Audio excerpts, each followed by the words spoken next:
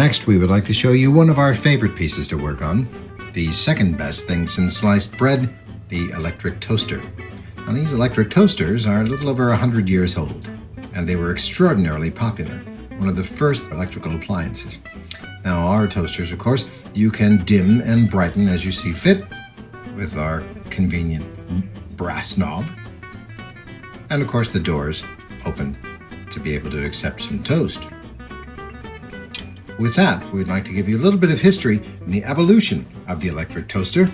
This was one of the simplest, earliest forms of the electric toaster. And ever since the days when the first toaster crawled onto land with its little fins, which marked a new era, that actually didn't happen at all. There were, however, advancements in toasters. This next that we'll show you solved the problem that was vexing America for years. That is, how do I remove my toast and flip it over? That stuff's hot. Well, this piece happened to have a revolving door, which allowed you to flip the toast over without having to touch it. Very convenient. But of course, metal itself is hot, and so a further advancement came that allowed you to use that revolving door with a top handle.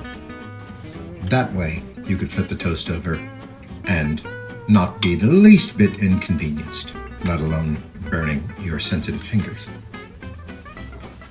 Finally, we have the pop-up toaster most of us are familiar with. All of our pieces, we tend to try and retain or at least evoke the original functionality of the piece. And so with our pop-up toaster, you can descend the bulbs just as you would a bit of toast. And with a flip of that same switch, pop them up again. We've often said that with the heat byproduct of our bulbs, that it's likely if you had a piece of bread, you could insert it into that toaster and still make toast once you put it on bright. And so we thought we'd give it a try. If you would please turn up our bulbs, Mr. Smith. Thank you. And off it goes.